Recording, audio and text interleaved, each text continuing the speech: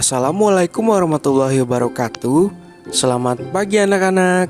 Gimana kabarnya hari ini? Alhamdulillah, semoga sehat dan baik-baik semua ya.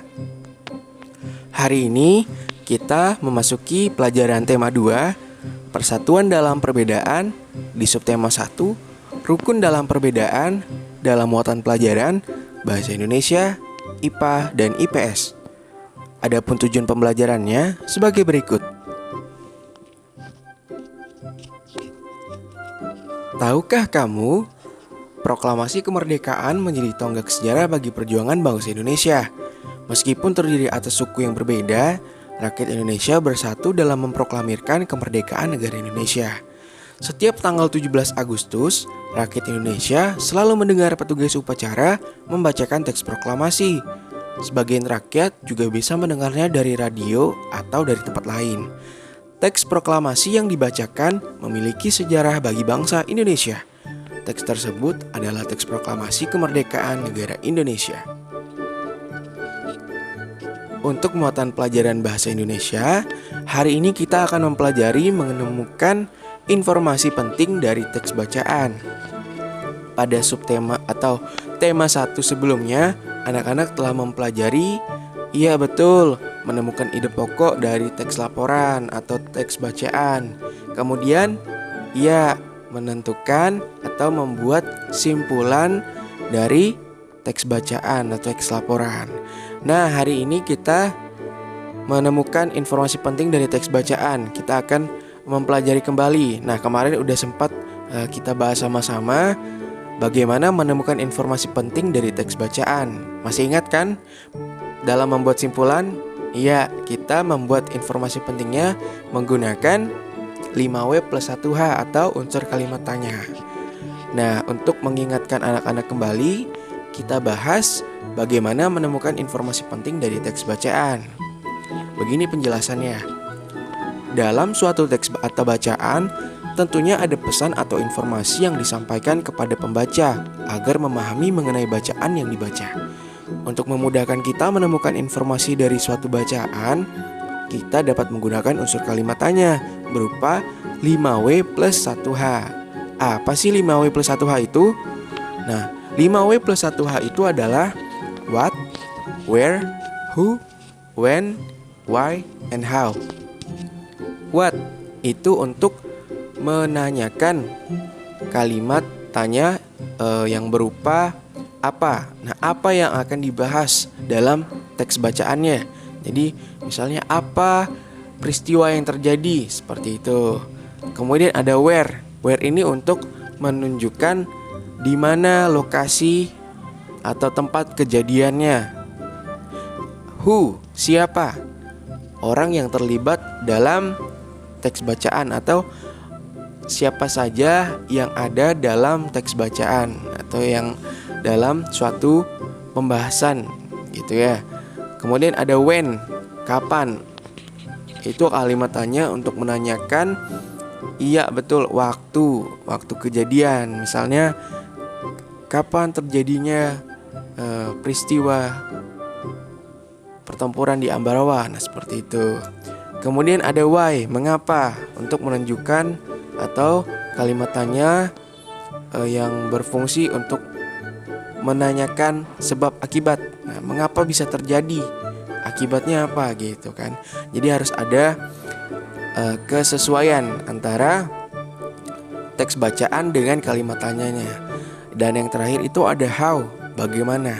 Nah, bagaimana ini adalah proses terjadinya suatu pembahasan. Jadi misalkan untuk menentukan how ini dapat kita gabungkan dari what, where, who, when, and why. Misalnya bagaimana proses terjadinya fotosintesis, itu contoh. Nah, jadi kita tentukan dari kalimat tanya sebelumnya, kemudian kita rangkum, kita gabung. Nah, itulah untuk mengisi jawaban dari bagaimana nanti ya. Jadi untuk menemukan informasi penting dari teks bacaan, iya, kita harus menggunakan unsur kalimat tanya biar memudahkan kita dalam betul menemukan informasi dari teks bacaan. Nah, kemudian kita baca sama-sama terlebih dahulu. Setelah ini kita bersama-sama menentukan informasi penting apa yang ada dalam teks ini. Oke, ayo membaca. Ya, mari kita baca sama-sama. Proklamasi Kemerdekaan Indonesia.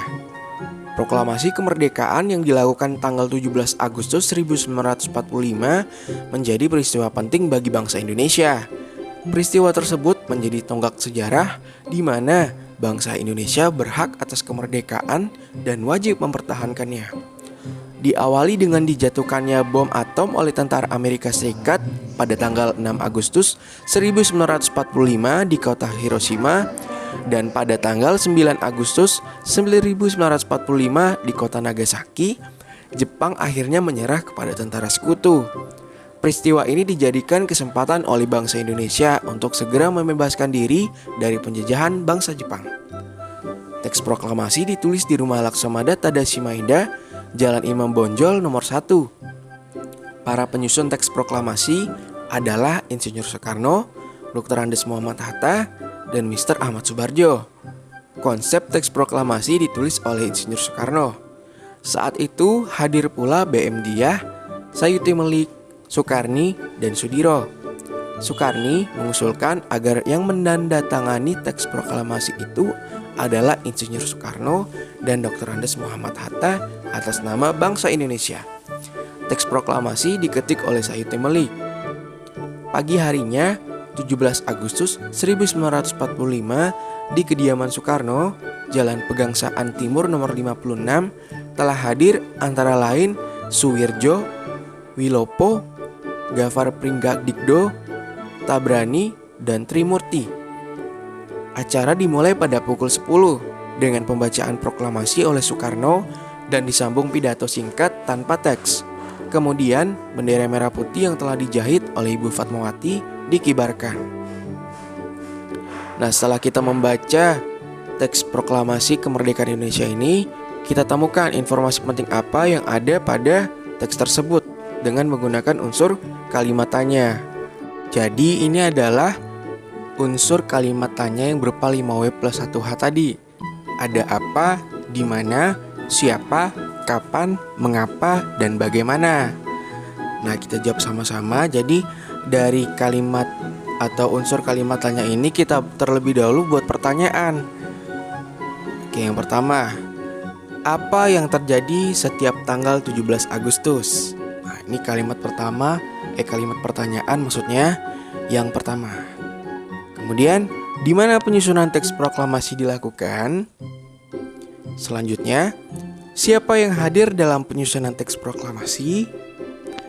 Kemudian kalimat tanya selanjutnya adalah kapan pembacaan teks proklamasi berlangsung? Untuk kalimat tanya mengapa, kalimat tanyanya seperti ini. Mengapa proklamasi kemerdekaan menjadi peristiwa penting bagi bangsa Indonesia? Nah, kemudian yang bagaimana itu? Bagaimana proses pelaksanaan pembacaan teks proklamasi berlangsung? Nah, setelah kita menentukan unsur kalimat tanya tadi, ya udah kita buat kalimat tanya, kita jawab nih satu-satu.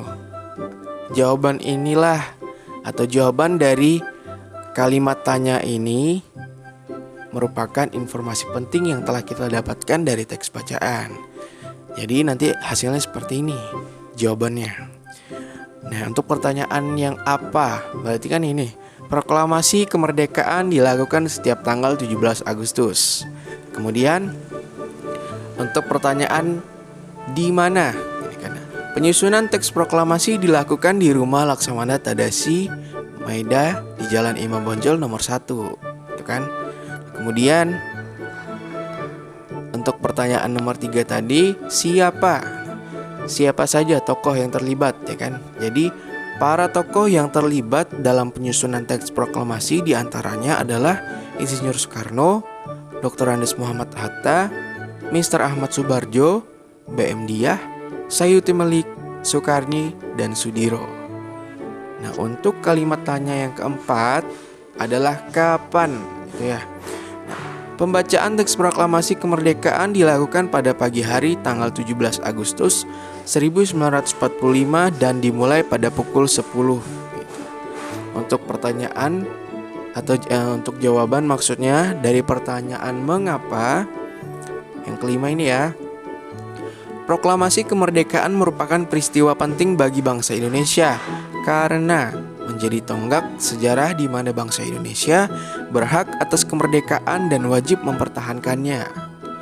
Dan yang terakhir untuk menjawab kalimat tanya bagaimana? Nah, ini jawabannya. Teks proklamasi dibacakan oleh Insinyur Soekarno pada 17 Agustus 1945 pukul 10 pagi bertempat di kediaman Insinyur Soekarno, Jalan Pegangsaan Timur nomor 56. Pembacaan teks proklamasi dihadiri oleh Suwirja, Wilopo, Gafar Pringgododikdo, Tabrani, dan Trimurti. Setelah itu disambung dengan pidato singkat tanpa teks oleh Insinyur Soekarno dan pengibaran bendera merah putih yang sebelumnya telah dijahit oleh Ibu Fatmawati.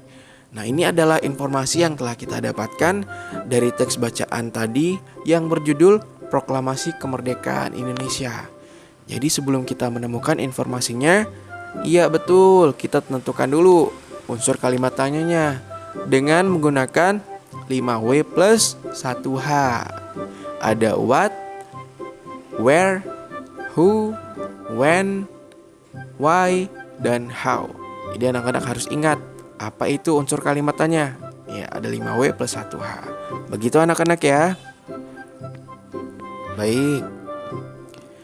Nah, pada muatan pelajaran IPS kita akan mengetahui atau mempelajari mengenai makna proklamasi kemerdekaan bagi bangsa Indonesia. Jadi sebenarnya apa sih makna proklamasi bagi bangsa Indonesia itu? Nah, ada 5 makna penting mengenai proklamasi kemerdekaan bagi bangsa Indonesia dan harus anak-anak ketahui. Yang pertama, sebagai puncak perjuangan Indonesia. Nah, maksudnya seperti apa? Jadi bangsa Indonesia telah dijajah selama bertahun-tahun oleh negara-negara Eropa sampai Jepang. Penduduk dengan latar belakang yang berbeda bersatu untuk melawan penjajah. Proklamasi kemerdekaan merupakan hasil dari perjuangan para pahlawan. Oke, itu yang pertama. Kemudian yang kedua, pengakuan kepada dunia luar. Dengan membacakan teks proklamasi, Indonesia mengumumkan kepada dunia luar bahwa Indonesia adalah negara yang merdeka. Pengakuan ini atau secara de facto diikuti oleh pengakuan dari negara lain atau de jure. Yang ketiga, menaikkan martabat bangsa. Nah, pada makna proklamasi ini, pembacaan teks proklamasi memberikan pesan kepada negara lain bahwa Indonesia adalah negara yang bebas dari penjajahan, negara yang memiliki martabat, dan negara yang mandiri. Selanjutnya, makna proklamasi yang keempat adalah perjuangan sebagai negara baru. Indonesia adalah negara yang dibangun oleh rakyat dan untuk rakyat. Negara Indonesia adalah negara mandiri yang tidak bergantung kepada negara lain. Nah, dan yang kelima, mengenai makna proklamasi bagi kemerdekaan. Mengenai makna proklamasi kemerdekaan bagi bangsa Indonesia adalah tonggak sejarah negara Indonesia, di mana pembacaan teks proklamasi merupakan awal dari masa kemerdekaan Indonesia yang terbebas dari belenggu penjajahan. Nah, jadi ada 5 makna penting mengenai proklamasi kemerdekaan bagi bangsa Indonesia. Anak-anak harus tahu ya apa saja. Ya, pertama tadi ada sebagai puncak perjuangan bangsa Indonesia. Kemudian pengakuan kepada dunia luar, menaikkan martabat bangsa, perjuangan bangsa sebagai negara baru, dan tonggak sejarah negara Indonesia. Seperti itu ya. Nah, untuk muatan IPA, kita mempelajari mengenai adaptasi makhluk hidup. Apa itu adaptasi? Nah, anak-anak sebelumnya udah pernah mendengar adaptasi makhluk hidup? Apa adaptasi ya? Ada yang tahu adaptasi itu apa? Iya betul, ada yang mengatakan penyesuaian diri. Iya betul ya. Yang lain gimana? Masih belum paham ya? Yuk kita bahas sama-sama. Nah, pernahkah kamu mengamati tumbuhan dan hewan yang ada di sekitarmu? Setiap makhluk hidup, termasuk manusia, selalu berusaha untuk dapat menyesuaikan diri dengan apa yang ada di lingkungannya. Penyesuaian ini disebut dengan adaptasi. Pada pembelajaran hari ini, kita akan mempelajari mengenai adaptasi pada makhluk hidup. Nah, jadi udah tahu kan secara garis besarnya Adaptasi itu bisa juga disebut sebagai penyesuaian diri pada makhluk hidup tentang atau terhadap lingkungannya. Nah, bagaimana pembahasan selanjutnya? Oke, pengertian adaptasi.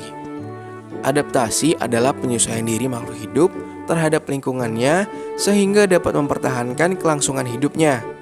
Penyesuaian ini bertujuan agar makhluk hidup dapat bertahan hidup, melindungi diri, memperoleh makanan, dan meneruskan keturunan. Jadi pengertian adaptasi tadi betul ya, yang telah anak-anak katakan tadi, yaitu penyesuaian diri makhluk hidup terhadap lingkungannya. Ini tujuannya untuk bisa bertahan hidup, untuk melindungi diri, untuk memperoleh makanan, dan bisa meneruskan keturunan. Seperti itu. Lalu bagaimana jenis-jenis adaptasi? Nah, jenis-jenis adaptasi ini terbagi atas 3. Yang pertama, ada adaptasi morfologi. Nah, adaptasi morfologi adalah cara penyesuaian makhluk hidup terhadap lingkungannya melalui bentuk tubuh dan struktur tubuh luar atau alat-alat tubuh makhluk hidup. Kemudian ada juga adaptasi fisiologi.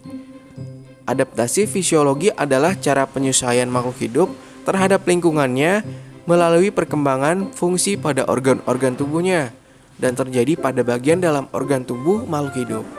Dan yang ketiga, adaptasi tingkah laku. Adaptasi tingkah laku adalah cara penyesuaian makhluk hidup terhadap lingkungannya melalui respon tingkah lakunya. Nah, jadi ada 3 jenis adaptasi yang harus anak-anak ketahui. Ada adaptasi morfologi. Morfologi berarti melalui bentuk tubuh, yaitu struktur tubuh luar. Kalau fisiologi berarti di dalam tubuh pada makhluk hidup atau bagian organ dalamnya. Dan ada juga tingkah laku. Tingkah laku ini nanti dari responnya atau cara dia peka terhadap rangsangan, seperti itu ya. Atau bagaimana cara melindungi diri. Nah, itu adalah adaptasi tingkah laku. Nah, kita lihat untuk lebih jelasnya ada contoh-contoh adaptasi. Yang pertama itu ada contoh adaptasi morfologi. Nah, pada makhluk hidup itu terbagi menjadi 3 kan makhluk hidup. Ya, ada manusia, hewan, dan tumbuhan. Oke, contoh adaptasi morfologi pada manusia.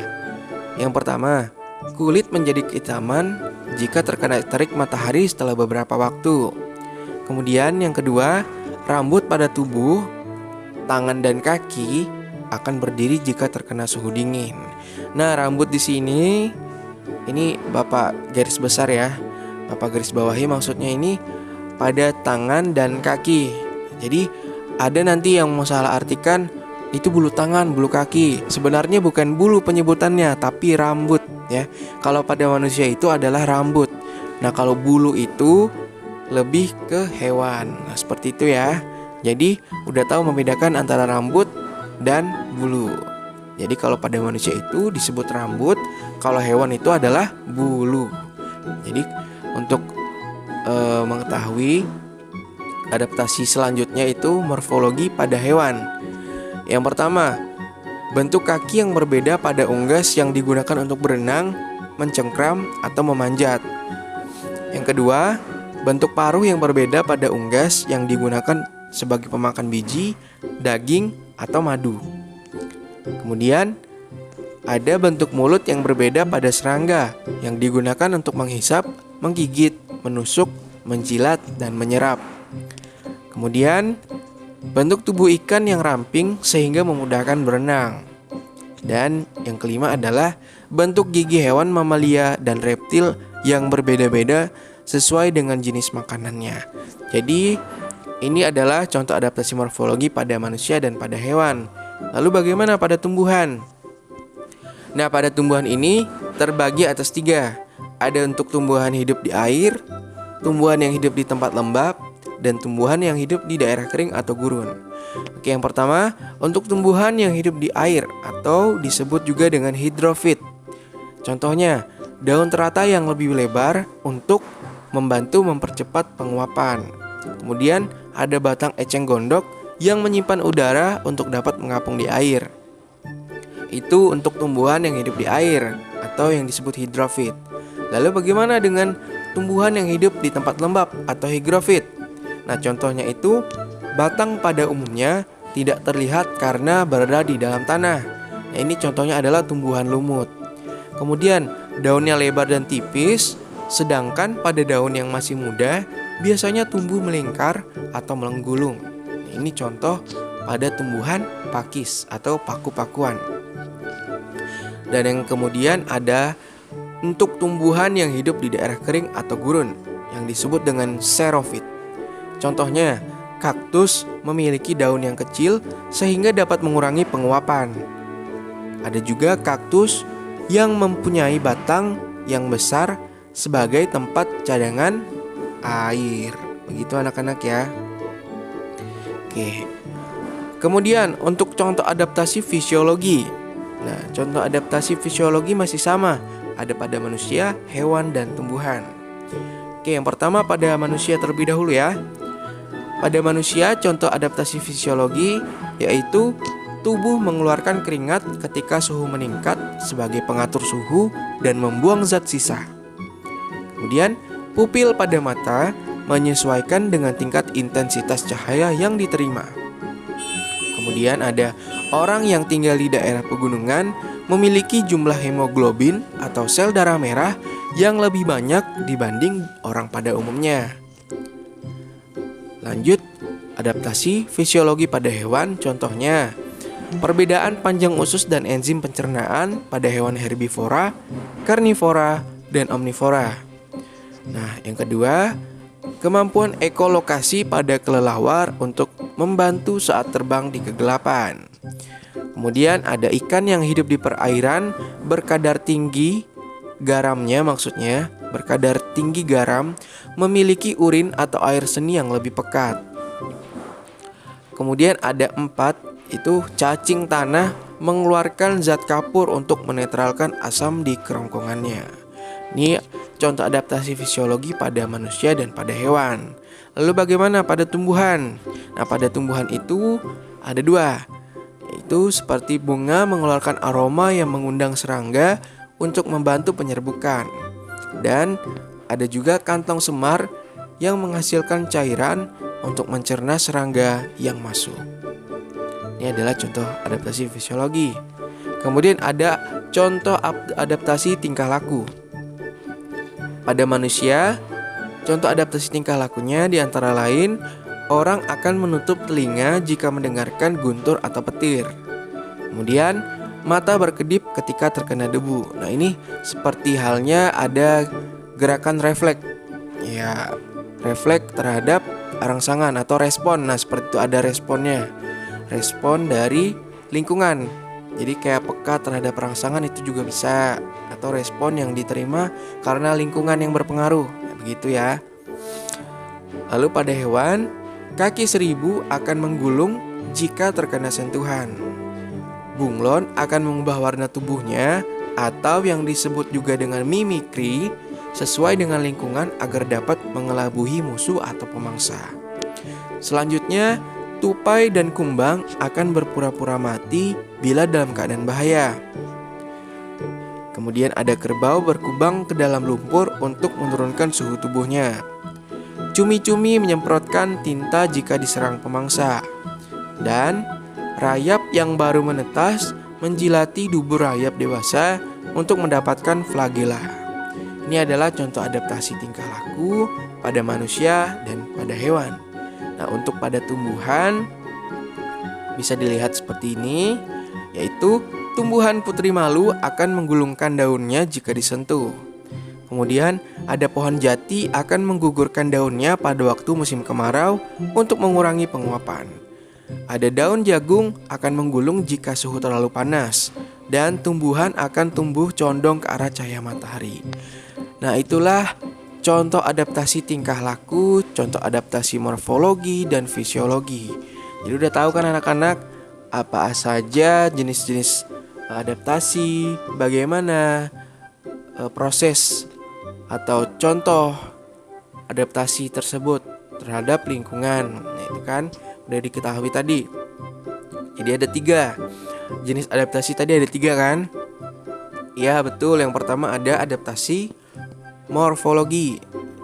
Ya, adaptasi morfologi tadi yang berhubungan dengan betul struktur luar tubuh makhluk hidup. Nah, gitu kan. Kemudian kalau yang fisiologi, kalau fisiologi itu yang berhubungan dengan organ dalam tubuh. Kemudian ada juga adaptasi tingkah laku. Adaptasi tingkah laku ini berupa seperti peka terhadap rangsangan atau respon dari makhluk hidup terhadap lingkungannya. Nah, seperti itu ya anak-anak ya. Oke, untuk bisa memahami mengenai pembelajaran hari ini, ada pertanyaan yang harus anak-anak jawab. Kerjakan di buku latihan tematiknya, ditulis soalnya, dan dikerjakan dengan sungguh-sungguh, dijawab dengan sesuai dengan pertanyaan yang ditanyakan. Kalau diminta jelaskan, jelaskan. Ya. Kalau ditanya mengapa, ya harus ada jawaban karena. Nah, gitu ya. Oke, alhamdulillahirabbil alamin. Pelajaran kita hari ini telah selesai. Bapak ucapkan terima kasih. Anak-anak, semoga selalu dalam keadaan sehat selalu. Tetap menjaga protokol kesehatannya. Jangan lupa menggunakan masker ketika berpergian keluar rumah, mencuci tangan, dan menggunakan sanitizer, baik itu berpergian ataupun mau pulang ke rumah, agar tetap bersih dan terhindar dari virus corona. Dan semoga pandemi corona ini segera berakhir. Amin. Oke, sekali lagi Bapak ucapkan terima kasih. Assalamualaikum warahmatullahi wabarakatuh.